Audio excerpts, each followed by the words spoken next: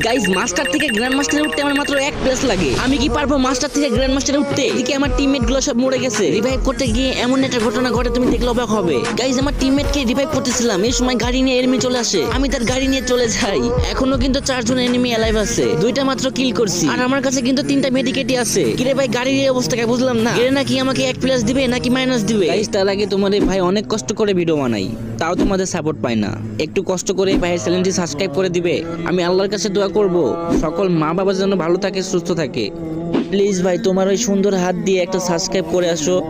আল্লাহ ও আল্লাহ, যদি সকালে ঘুম থেকে উঠে দেখতাম আমার 1000 সাবস্ক্রাইব হয়ে গেছে, কতই না খুশি হতাম।